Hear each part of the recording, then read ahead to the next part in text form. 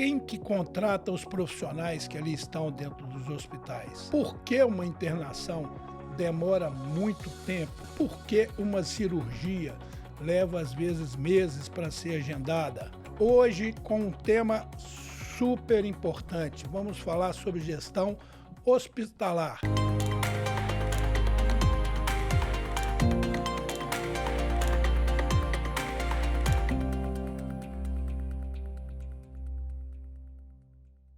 Para falar sobre esse assunto, eu trago aqui 4 grandes profissionais. Vinícius Souza, seja bem-vindo, Vinícius. Obrigado, Jurandir. O Gilberto Mendonça, seja bem-vindo, Gilberto. Obrigado, Jurandir, é um prazer. A Raquel Russo, seja bem-vinda, Raquel. Muito obrigada, Jurandir.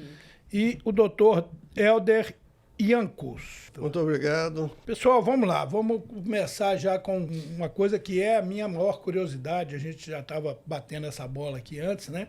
Como é que é essa questão? O SUS realmente é uma referência mundial? Esse projeto, esse processo, vamos chamar assim, é realmente um reconhecimento mundial? Sim, eu acho que o SUS é uma referência mundial, ele é um exemplo.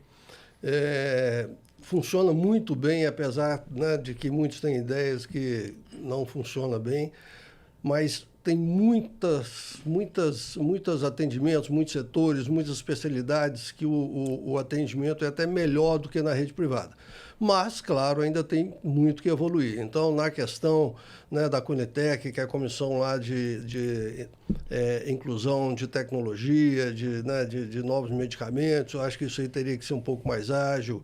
A questão do financiamento também tem que melhorar. A gente sabe que tem uma deficiência aí no financiamento que faz com que também alguns hospitais não consigam prestar toda a assistência que poderiam, né? Mas a abrangência que o SUS tem hoje, né, com todas as áreas de atuação, a gente pode falar, sim, que o SUS é uma referência e que funciona para a grande maioria dos usuários que necessitam dele. Concorda, Vinícius? Eu concordo, eu acho que aqui a gente pode discordar, viu, pessoal? Podemos concordar. Eu concordo, eu estou já com algumas instituições que elas são 100% SUS ou alguma parte considerável. Eu acho que um ponto muito interessante que o Dr. Helder falou é sim uma referência. Acho que o próprio contexto de escala de atendimento, né, ele traz um desafio muito grande, porque o SUS ele tem em relação à saúde suplementar, ele tem um atendimento de muito mais gente, né, muito mais pessoas precisando, seja do eletivo ou do emergencial. Então, acho que isso acaba dando um estrangulamento. E como a minha área é muito focada no processo, né, na experiência, na questão da cultura das pessoas, a gente consegue perceber que as próprias pessoas que estão relacionadas a essa instituição, elas vivem uma pressão muito maior do que até da saúde suplementar, muitas vezes. Então, acho que o dimensionamento de pessoas, o dimensionamento de volume e escala que o SUS ele tem com pacientes, eu acho que isso traz um grande desafio para esse modelo ser ainda mais eficaz, né? Ô Gilberto, você que está aí nesse mundo desde 1991, como é que você enxerga aí? O que é que mudou nesse sistema SUS? O que é que evoluiu? Se realmente evoluiu? Eu sou da época que tinha que buscar a IH ainda, né? Daquelas sainhas. Mudou muito, tem muita tecnologia, né? As centrais, tanto de consulta como de internação, isso dá uma dinâmica muito maior. Eu concordo com o doutor, né? Sem o SUS, né? Saúde colapsa, nós temos serviços em Belo Horizonte, como a Santa Casa, o próprio São Francisco, o Mário Pena, que não atendem só em número de volume, tá? Em quantidade também de procedimentos, que é muito maior que qualquer plano de saúde. Né? O que é IH aí? IH seria uma autorização de internação hospitalar. Sim. É uma coisa mais, né? Ainda tem, mas a metodologia está um pouco mais avançada. Isso aí evoluiu bem. Evoluiu bem, né? Então, assim, a gente pode questionar, como o doutor falou, algumas questões de gestão, o custo, né? Da operação ali, porque todos têm acesso a quanto alguém precisa pagar, né? No final do mês, aí eu falo mais com a visão financeira, né? Mas eu não posso aí contradizer o doutor no impacto social, né, que sem o SUS Eu acho que, no mínimo, uma organização maior. Eu sei, como usuário, eu acho isso, sabe? Assim, a gente, né, além do aumento expressivo dos postos de saúde, que eu acho que a gente vem ganhando muito com isso, mas eu acho que, acima de tudo, a própria gestão, né, doutor? A própria gestão, né, o Raquel? as questões dos custos operacionais, eu sou da área de suprimentos, os custos operacionais na área de suprimentos superam 30% da receita dos hospitais. Só não fica atrás apenas da parte de pessoal, da folha de pagamento. Então, obriga que a gente seja mais eficiente, bons nos negócios, bons nos serviços e sempre preservando, é claro, a segurança do paciente na cadeia inteira, né? Então, a gente trabalha numa situação complicada, mas uma situação em que obriga que a gente seja cada vez mais especialista, cada um em sua área, e sempre visando a sustentabilidade do sistema, né? O SUS não existe sem a saúde suplementar e a saúde suplementar não existe sem o SUS.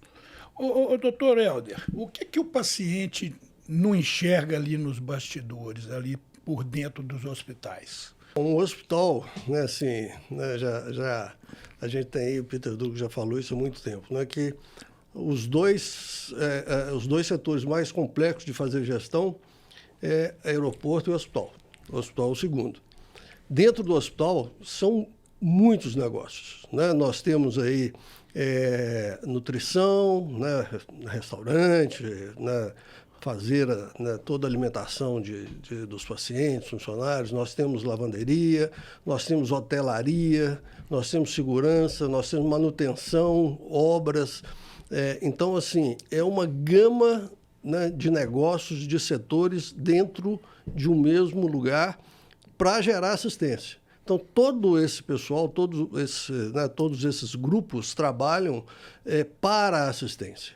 Mas reger todos esses setores, fazer com que eles tenham sintonia, que eles estejam focados na segurança e na qualidade para o paciente, é realmente um desafio.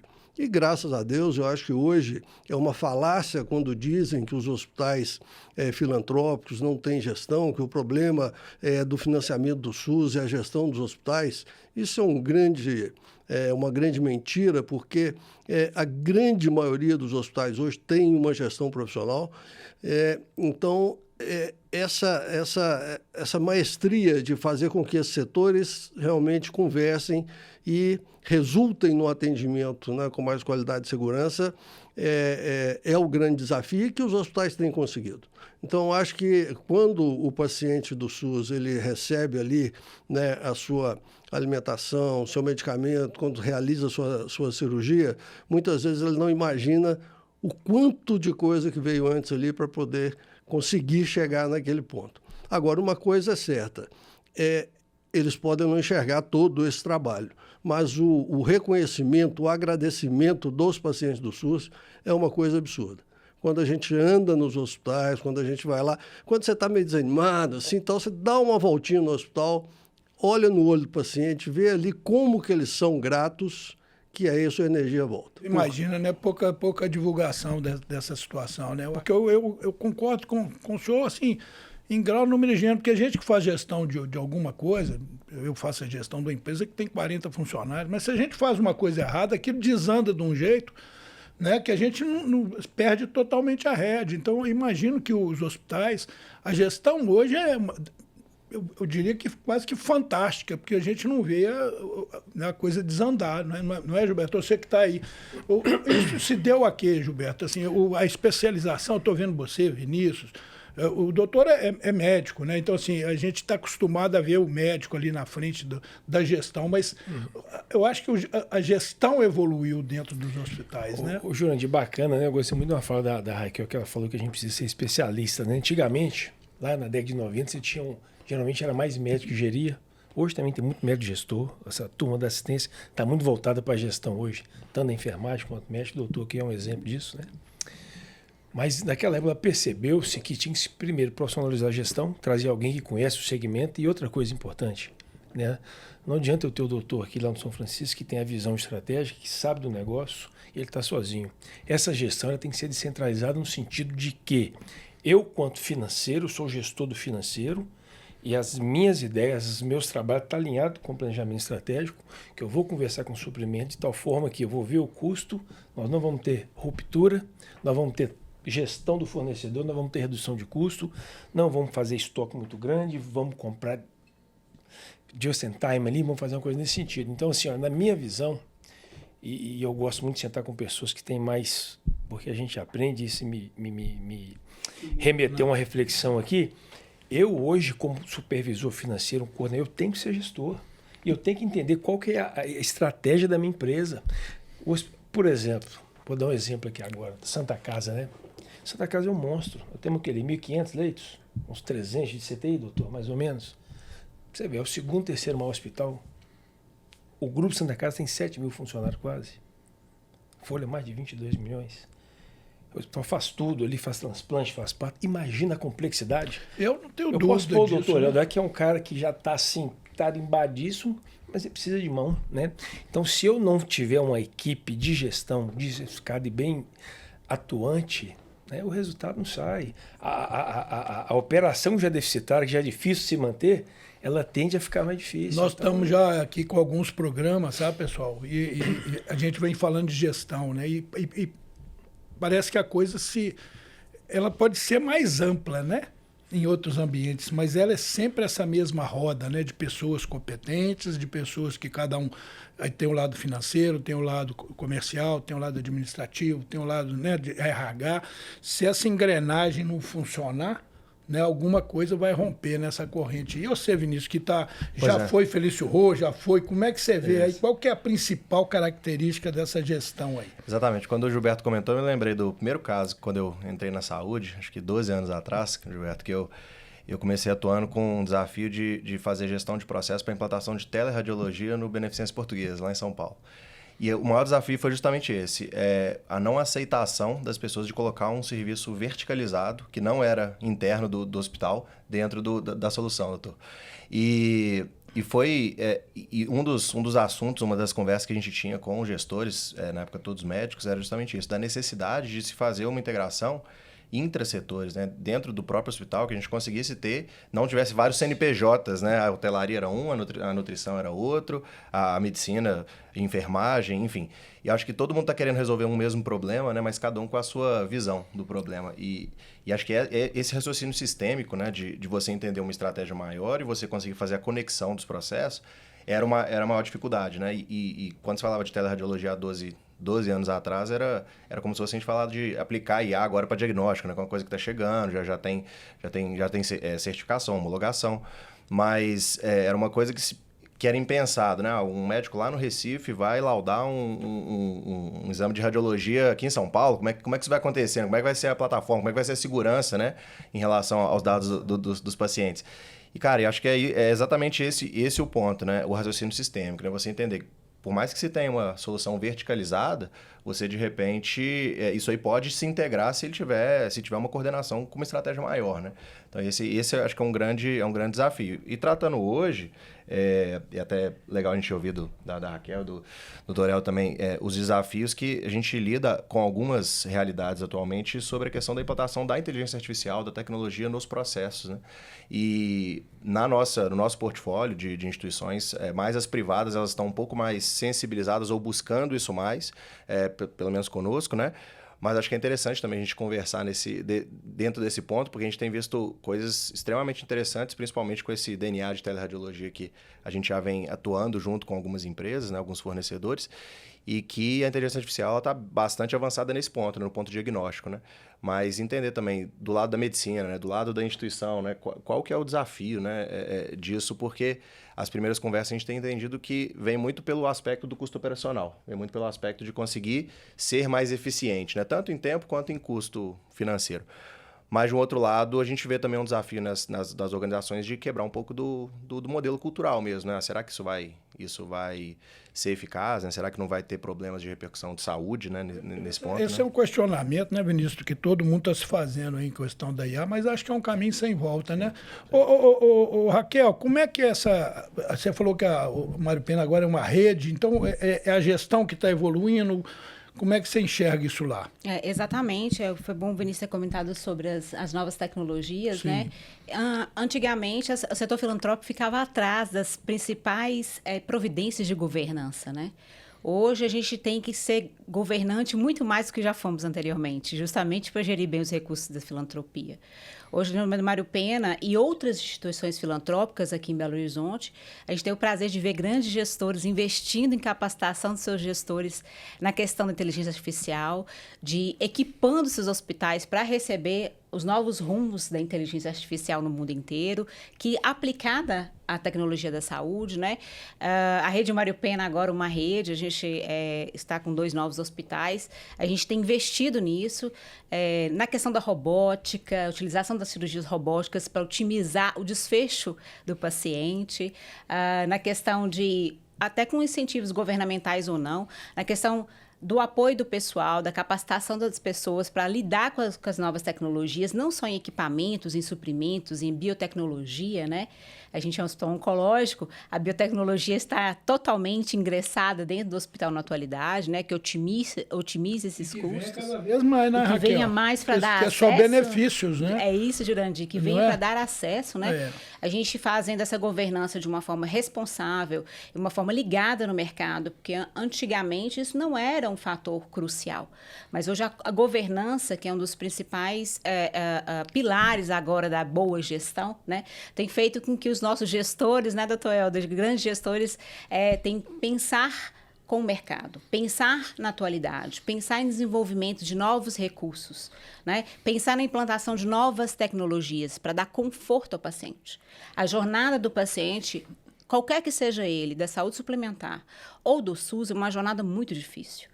Né? Ninguém vai a um hospital a passeio, não é mesmo? Então, a gente tem que respeitar a jornada do paciente, desde a portaria até o atendimento de alta complexidade. O paciente do SUS ele ainda tem uma jornada mais sofrida. É por isso que a gente tem que fazer os investimentos que temos que fazer em governança, em tecnologia, para que a gente possa reduzir esse sofrimento e a gente possa trazer qualidade assistencial. Pessoal, vou fazer uma geralzona aqui, mas, assim, fiquem à vontade, porque a minha curiosidade é o seguinte... Todo mundo reclama nesse país, acho que nós fazemos coro aqui, sobre as bitributações que a gente está sujeito nas empresas, no lado pessoal, né? Quer dizer, a gente paga hoje um INSS, a gente paga um fundo de garantia, a gente paga não sei o quê, e ao mesmo tempo eu tenho que ter um plano de saúde, e um plano de saúde cada vez mais caro. Vocês acreditam mesmo que é uma tendência do SUS a gente... Daqui a um certo tempo, é um trabalho, é uma missão, doutor Helder, e dos gestores, que a gente possa ter esse descanso de não precisar de um plano de saúde? Bom, eu acho que não precisar de um plano de saúde é muito distante. Muito precoce. É muito precoce a gente falar, até porque eu, particularmente, né, apesar de ser fã e defender muito o SUS, eu acho que... no Brasil, né, como é o nosso país, as pessoas que podem contribuir de alguma forma, né, elas devem contribuir. Então, hoje, para que o SUS consiga atender toda a gama de pessoas, né, do sistema, com a mesma qualidade, com o mesmo nível, com a mesma tecnologia, eu acho que isso está muito distante. Mas eu acredito que isso deva ser um objetivo, uma meta, né? Um sonho, né? Que a gente tem que estar sempre buscando. Que não seja todo, mas que a gente seja capaz de atender quem quiser, né? Porque o SUS qualquer pessoa, tendo plano de saúde ou não, tem direito ao SUS. Né? E vou te falar, a gente vê muitas pessoas hoje que têm condição, né? E dependendo do tratamento, se recorrem ao SUS. Então, eu acho que isso está evoluindo, vai evoluir mais. Nós vamos ter, sim, uma abrangência maior, com a capacidade de atendimento a mais pessoas, mantendo o mesmo nível de tecnologia, mas a todos eu não acredito. Acho que eu não estarei aqui para ver isso. Mas é um sonho que eu acho que a gente deveria ter. Eu acho que deveria ter um objetivo, apesar que... aí vai um pouco também dessa questão das diretrizes aí políticas, do que a gente acredita aí, né, também nessas linhas conceituais, né? Eu acho que quem pode contribuir, eu acho que sempre tem que contribuir de alguma maneira. Que fosse de uma maneira diferente, né? Que não um pagamento direto. Mas eu acho que, como o dinheiro é muito mal distribuído, eu acho que ele deveria, né, para quem tem muito, né, não... Então, essa balança tem que ter, né? Essa balança que alguém tem que estar pagando em particular para que não pese tanto para o outro lado, é isso? Eu acho que ainda é assim e a gente vai ficar um tempo com essa necessidade. Sim. Apesar que tem uma coisa que eu luto muito contra, mas que é uma estratégia que nós hospitais filantrópicos temos, né? E que tem uma fala que me irrita, que é quando algum gestor público fala assim, não, você vai ter que ter lá a sua área de convênio particular para cobrir o prejuízo que o SUS dá. Nada pode dar prejuízo de forma sabida. Né? Eu acho não se sana um buraco com outro buraco. Né?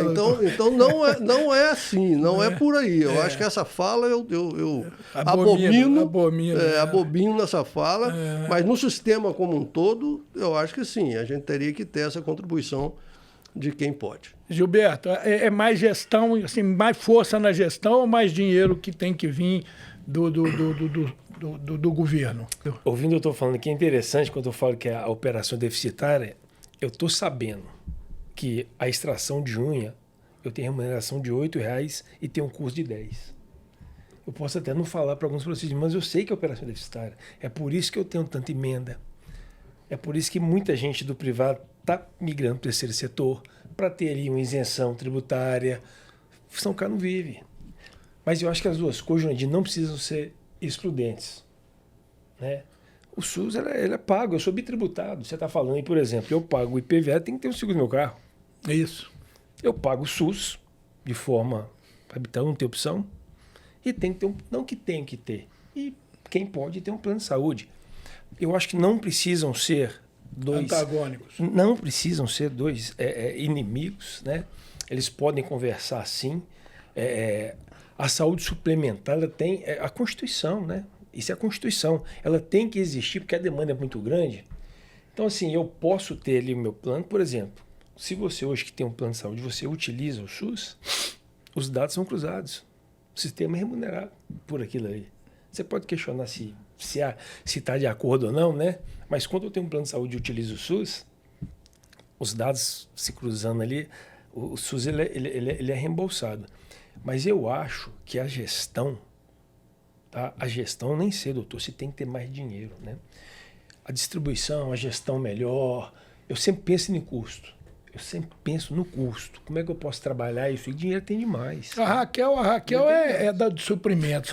Tem muito gasto, Raquel? Eu sou responsável por 30% do gasto hospitalar dentro de uma instituição. E é abusivo? Você acha que é abusivo? Não é abusivo. Na verdade, a gente tem que ter uma gestão inteligente e sustentável. Né? A obrigação nossa é manter o sistema funcionando. Eu acho que a gente tem que fazer boas compras, fazer o gasto ser bem pago e, principalmente, né, evitar o desperdício. Né? Evitando o desperdício, a gente evita glosas em plano de saúde, glosas do próprio SUS. Eu acho que a questão da governança, como disse anteriormente, é uma questão muito importante.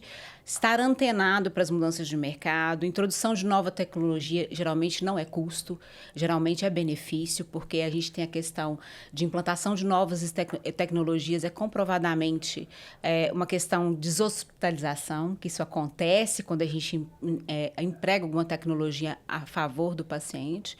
Então, eu acredito que a gente tem que fazer uma boa governança. E para você, Vinícius, qual que é o ponto crucial da gestão aí? Pois é, eu vou me permitir... Onde é que você entraria, assim, falando, me dá isso aqui que eu vou? Pois é, como eu disse, eu vou me permitir para um outro caminho, porque eu também tenho a formação de contador, né?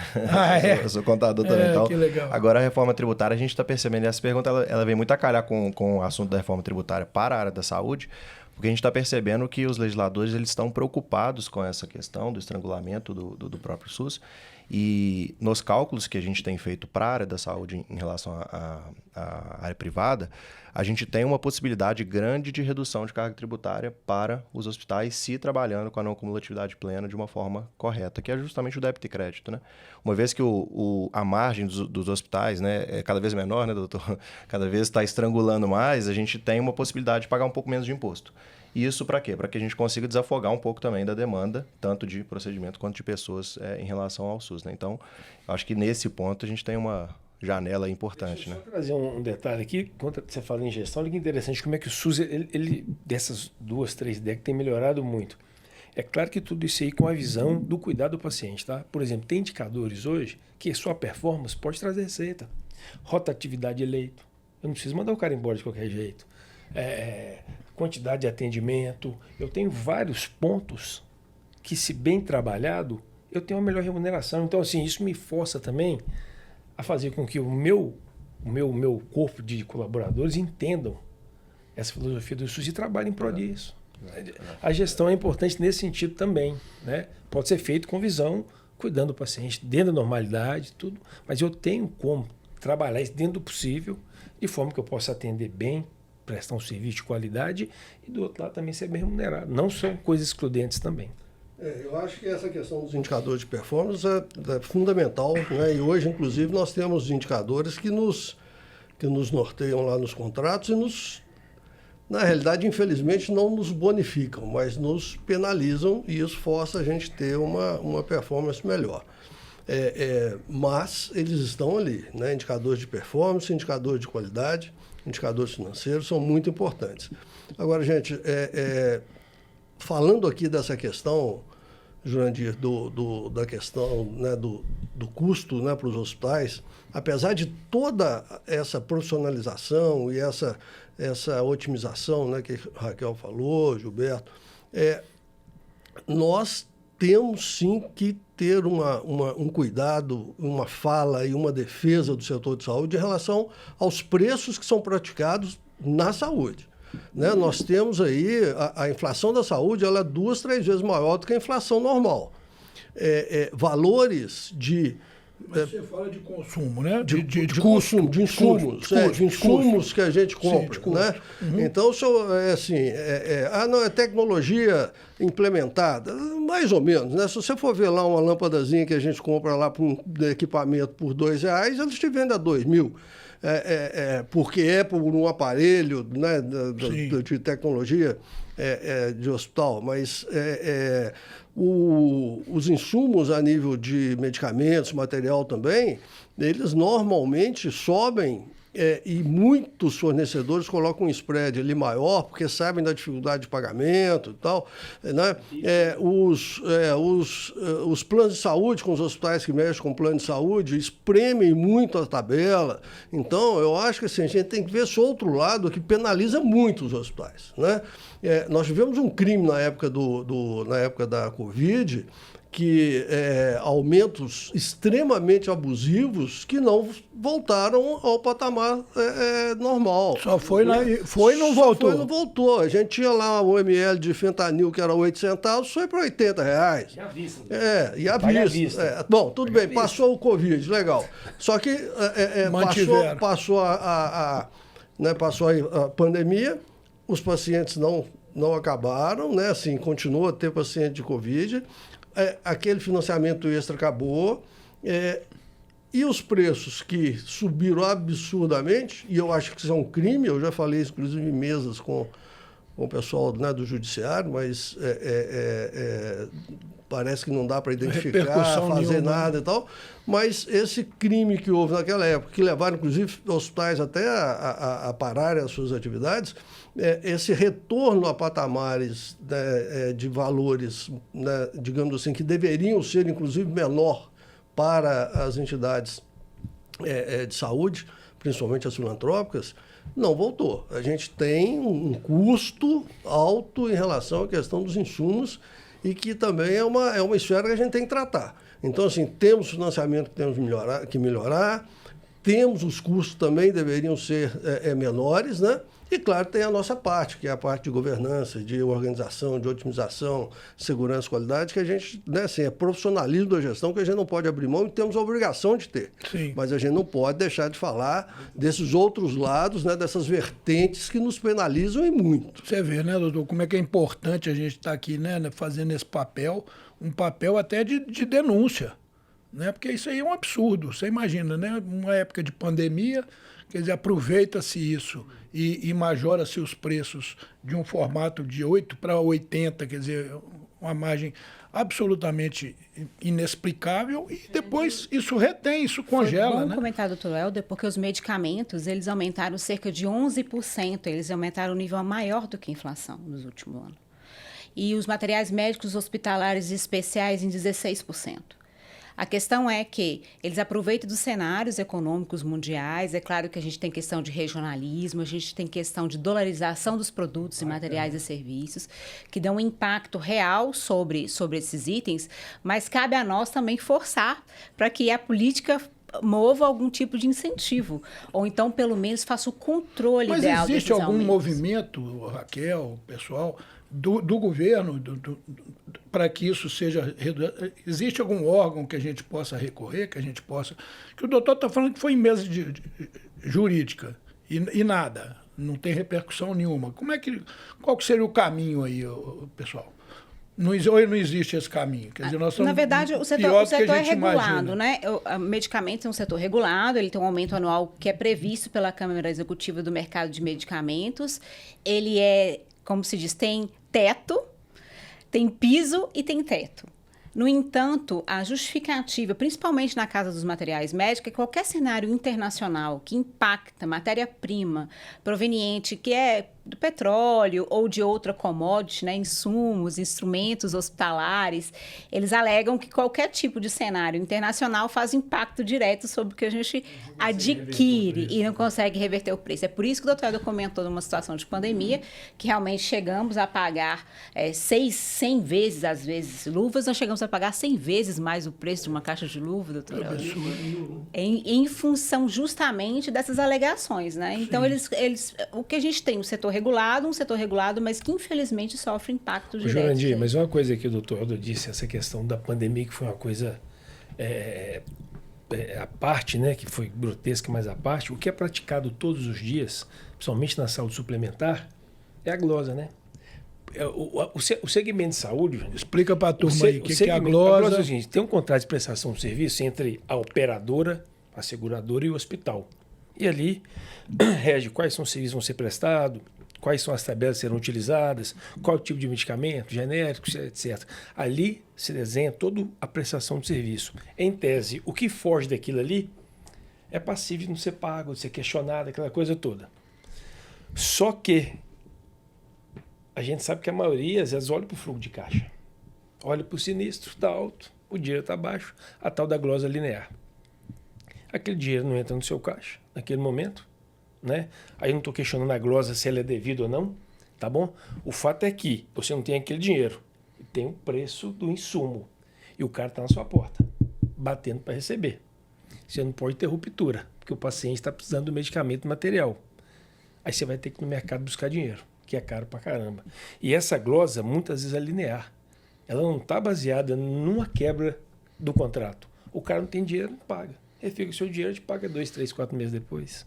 E você pagando conta garantida, cheque especial. Isso é praxe. Mas não tem um contraponto aí, doutor Helder, Raquel, Vinícius, não tem um contraponto. Os hospitais estão lotados. Está todo mundo casa cheia. Né? Refém. Mas o fato é que nós não podemos parar com a nossa operação, né? Como é que fica? Por isso, né, eu vou falar dos hospitais filantrópicos, tem, apesar da minha origem ser de hospital privado. O doutor Helder, explica aí o que é um hospital filantrópico para a turma. O hospital filantrópico é um hospital que ele é da sociedade para a sociedade. Então, qualquer tipo de resultado é voltado para o próprio hospital. Não pode haver distribuição de lucros. Com isso, ele tem alguns benefícios. Da onde vem o recurso, doutor? O recurso é totalmente do seu contrato de prestação de serviço. No caso, né, Belo Horizonte é pleno, mas nós temos aí financiamento federal, estadual e municipal. Todos passam pelo município para chegar até o hospital. Mas ele é totalmente... Então, são recursos nacionais, estaduais, municipais que vêm através do município. Sim. E aí vocês têm que prestar contas... Nós temos um contrato com o município. Isso. Aí a gente tem lá os nossos indicadores, né, como eu falei, e também todas as pactuações em termos de produção, né, e toda essa situação. Então, a gente vê que ainda mais no SUS, né, assim, qualquer tipo de diminuição de serviço, né, diminuição de atendimento, é penalizar diretamente o paciente. Então, a nossa grande luta lá dentro dessa missão é não deixar que esses problemas que nós estamos falando aqui cheguem até o paciente. Então, por isso que o hospital está cheio. Né? E tem também a questão que, para nós, né, aí vamos falar do lado da gestão mais racional, quando a gente diminui a produção, é menos dinheiro no caixa. Então, isso também nos prejudica. Então, além da missão primordial, principal nossa, que é não deixar faltar atendimento, quando isso acontece, também nos prejudica no lado financeiro. Quer dizer, vamos esclarecer isso aí direitinho, que isso é importante, doutor Elton. Para quem entende que o paciente lá no Hospital Filantrópico, ele é um custo só, não, é dele que se gera a receita, do próprio hospital.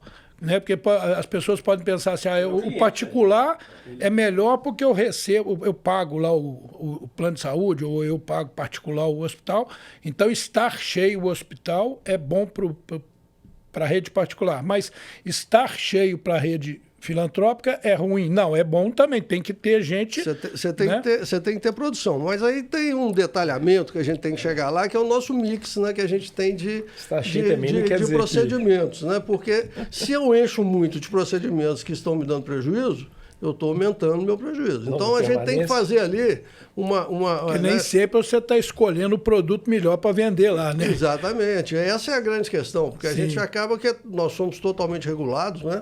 São Francisco, nós somos lá hoje uma instituição 100% SUS, né? Nós estamos com 330 leitos, estamos ampliando agora para 400, mais 70 leitos, mais 4 salas cirúrgicas, 1.700 funcionários.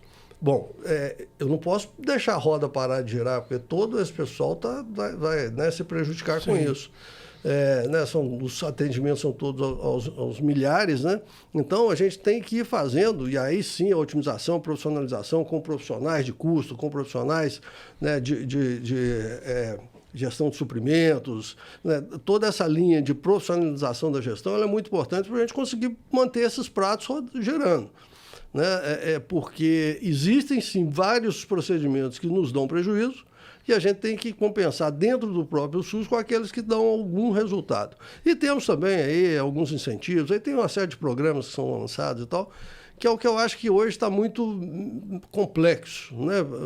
Para não dizer bagunçado, mas está muito complexo nessa questão de como que se faz o financiamento hoje para cobrir o que a tabela, né? A gente não pode nem falar mais de tabela SUS, porque a tabela é totalmente defasada. Mas aí a gente vai ficar mais de um programa se for tentar explicar essa questão do financiamento do SUS hoje. Gente, é o que eu falo, né? As dores são parecidas, né? No mundo dos negócios, as dores são parecidas, né? Podemos trocar o assunto aqui, né? Que as dores... Ô, Vinícius, como é que você vê essa atuação aí? Vamos entrar agora diretamente no tema, né? Essa IA, como é que essa IA vai resolver? Vai ajudar, vai trazer benefícios reais aí para o mundo da saúde? Legal, olha. Eu falo isso, gente, porque assim, eu jurei que não ia estudar mais na minha vida. Eu estudei minha vida inteira, igual... Quando eu fiz 65 anos, eu falei, não estudo mais nada. Aí veio o diabo... Se enganou. Veio essa IA e eu já estou estudando tudo de novo e estou fascinado com a coisa, né? Muito legal. É interessante, né, Jandir, porque essa nova tecnologia, né, que na verdade não é tão nova assim, mas agora ela começou a ficar mais aparente para nós. Ela tem várias etapas, né?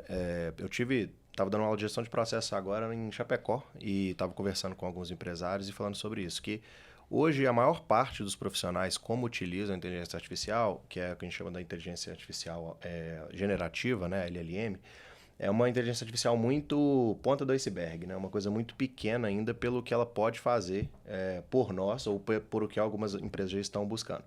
Então, a gente já tem visto no movimento da área da saúde, alguns clientes nossos têm demandado já, a gente começar a desenvolver algumas rotinas agênticas que vão desde você fazer um processo de atendimento que ele não seja robotizado, né? Porque se fala muito na saúde da humanização, né?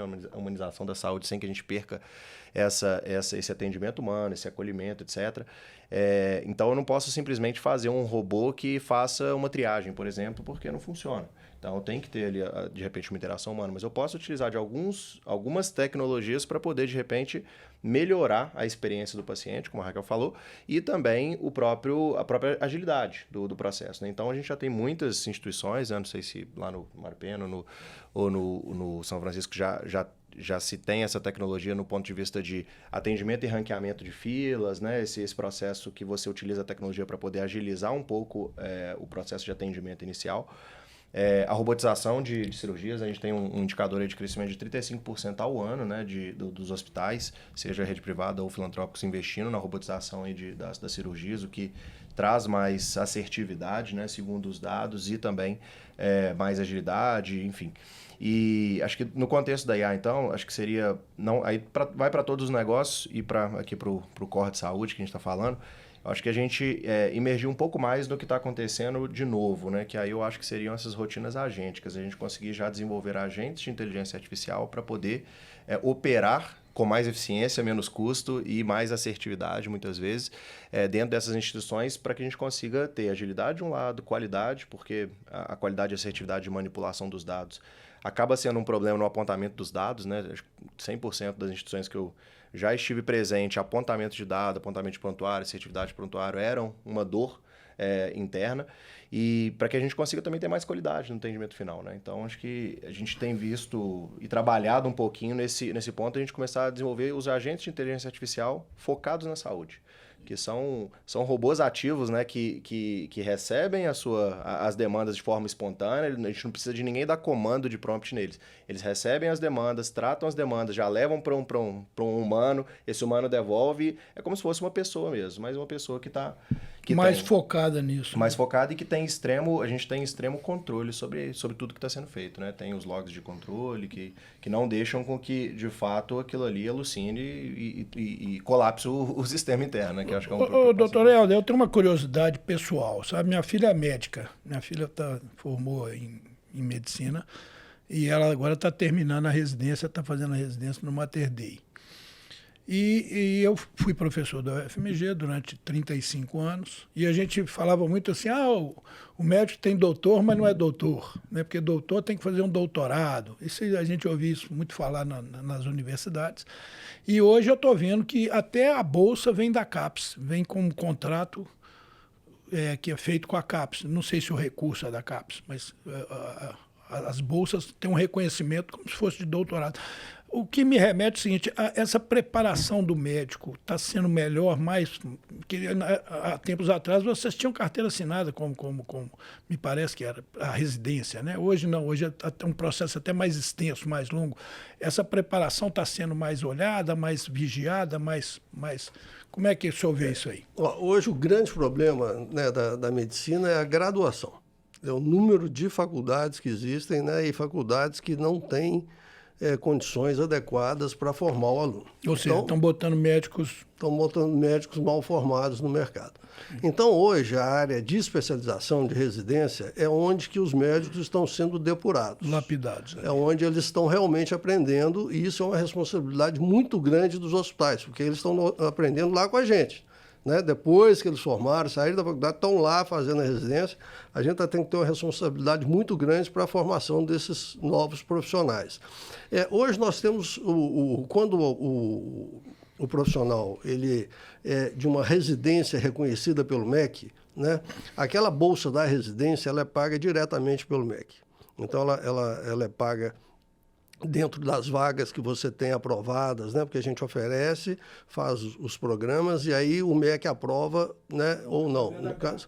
Aí aprova e faz essa remuneração. Mas nós temos também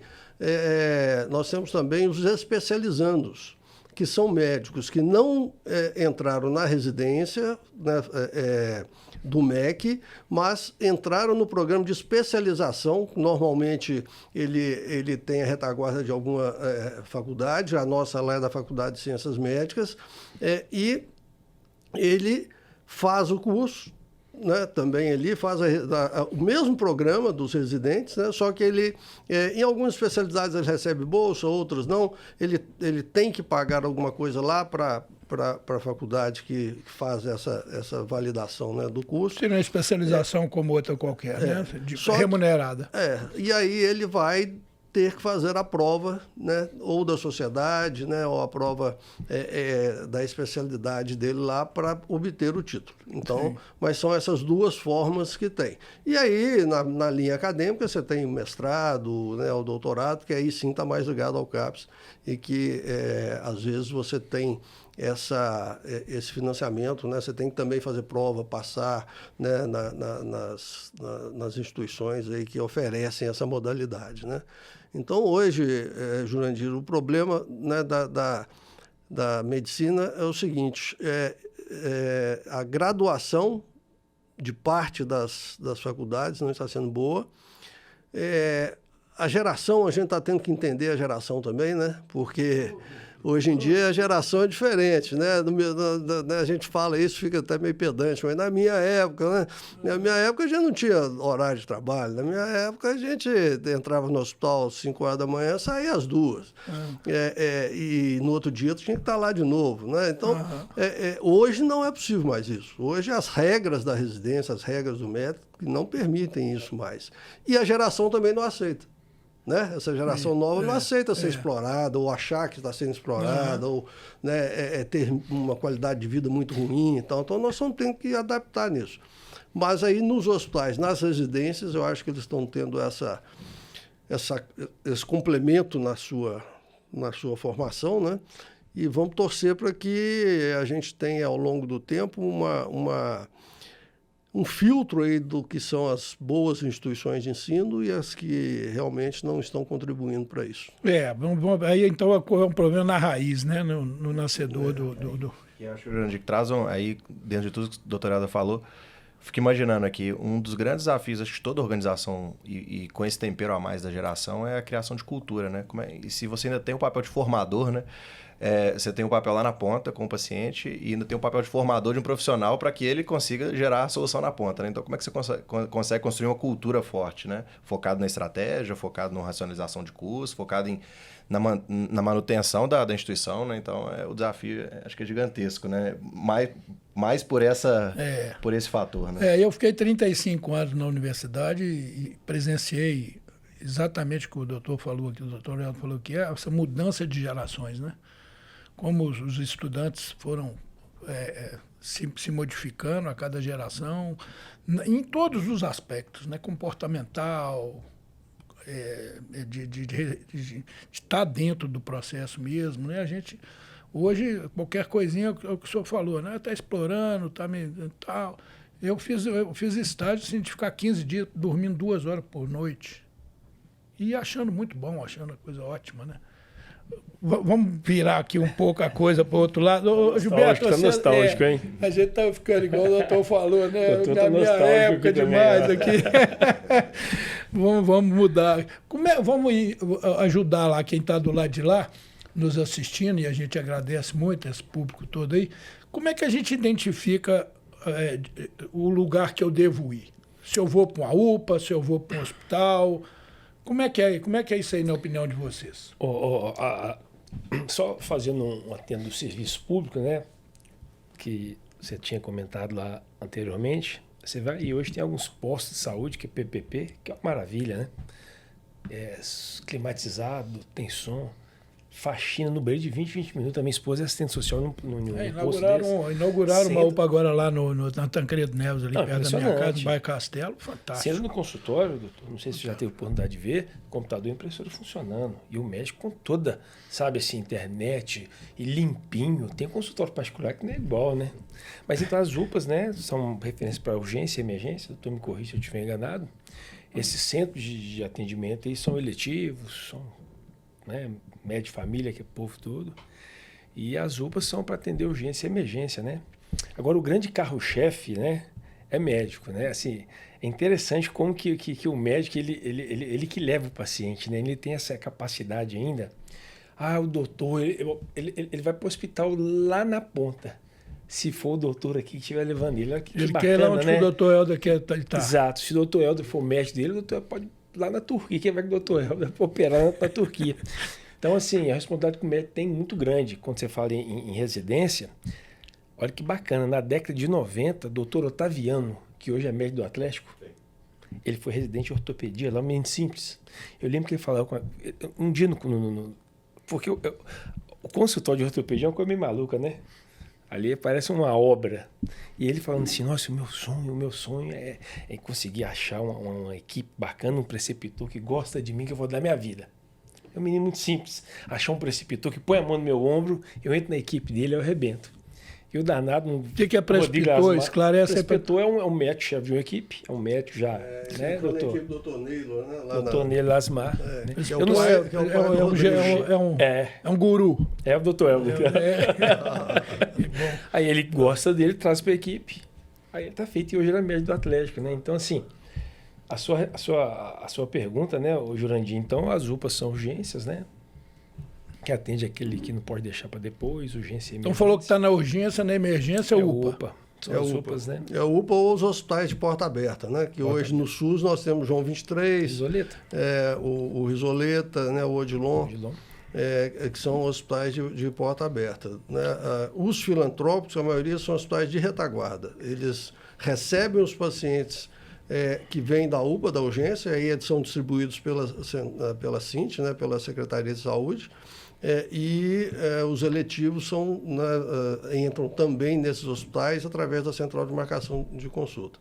Aí é que está, lá do início você falou da questão da demora, a grande questão, né, hoje de demora são os pacientes eletivos, que às vezes, dependendo do procedimento da especialidade, tem uma fila muito grande no sistema, e mesmo sendo distribuído, né, nos hospitais, às vezes a oferta que tem, né, dos hospitais não dá conta de realizar todos aqueles procedimentos, né, que estão na fila.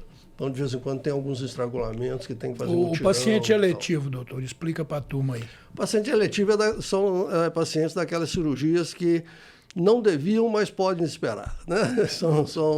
Não é um caráter de urgência, né? Não tem um caráter de urgência, né? Então, você tem uma cirurgia de vesícula, né, que pode esperar, uma hérnia que pode esperar, né, uma cirurgia de tireoide, que se não for um câncer pode esperar. Então, você tem várias cirurgias, né, que são eletivas. Isso, a fila está grande. A fila é grande. Entendi. Eu acho, Jurandir, o doutor Helder, eu tenho certeza que ele compartilha da opinião, o paciente hoje ele não sabe para onde vai. Né? Eu acho que também falta informação. A gente precisa melhorar o acesso desses pacientes à informação, saber da jornada dele. Eu vou primeiro num posto ou numa UPA? Essa hoje é uma pergunta que todo mundo faz. Exatamente.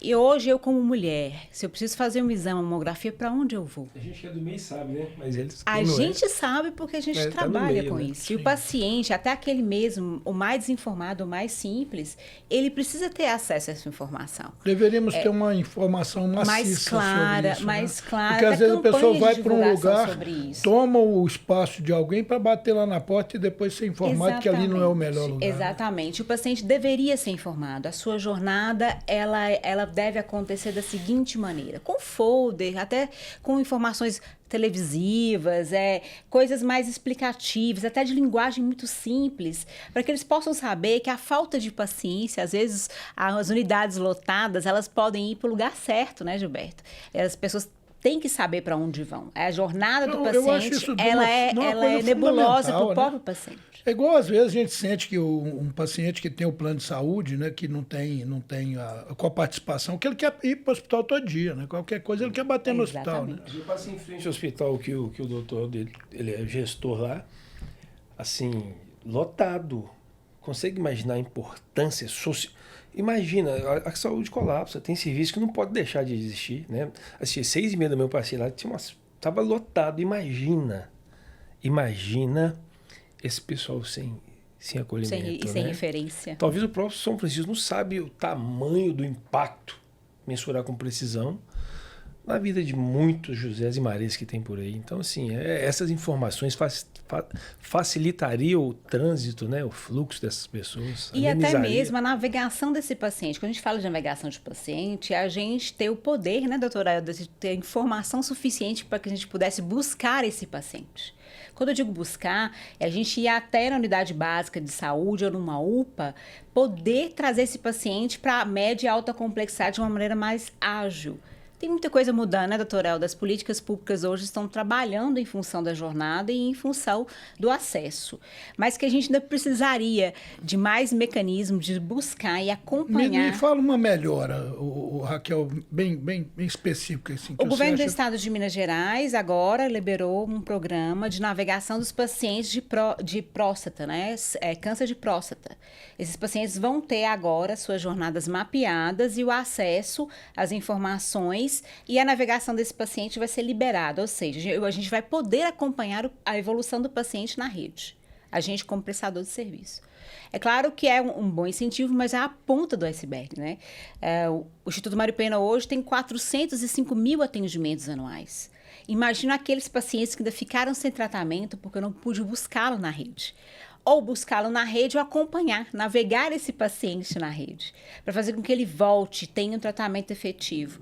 Então, eu acho que faltam ainda mais incentivo, mais políticas públicas voltadas para a informação e que dê acesso a aqueles prestadores poderem navegar seus pacientes, né? Navegar no mar de pacientes que nós temos para atender hoje, tanto na filantropia quanto nos serviços privados, de uma maneira geral. Então, é uma forma que a informação talvez fizesse todo sentido para esse paciente e para os prestadores de saúde. Deixa eu te dar mais um dado, doutor. Olha como é interessante isso aí. A minha esposa, como eu havia dito antes, ela é assistente social no posto de saúde e os ACF, se não me engano, eles são divididos por regiões. Né? Suponhamos que aqui tem 5 bairros, cada um de nós suponhamos que fôssemos responsáveis por um bairro desse. Eu tenho determinada região que tem um número de famílias que eu acompanho. Então, eu pego o Jurandir, por exemplo, e acompanho todo o procedimento dele, quais são os exames, quais são as consultas, quais são os médicos. Tem pessoa que precisa falar assim, olha, o hemograma, você tem que colher o seu material nesse aqui. Você não tem que escrever o nome do negócio. Assim, as pessoas não sabem o básico, não sabem o básico. Então, assim, ela faz esse trabalho, o doutor Helder vai te atender na terça-feira, você vai fazer esse exame, vai pegar ele, vai te... No retorno, na próxima quinta, liga, vai na casa, as pessoas, assim, tem pessoas que são zero de conhecimento, você tem que pegar na mão, e isso não é divulgado, mas graças a Deus já tem essa... Pessoal, queria muito agradecer a todos vocês, doutor Helder, muito obrigado, Gilberto, muito obrigado, Raquel, muito obrigado, Vinícius, muito obrigado. Gente, vamos ficando por aqui, semana que vem tem mais, um grande abraço.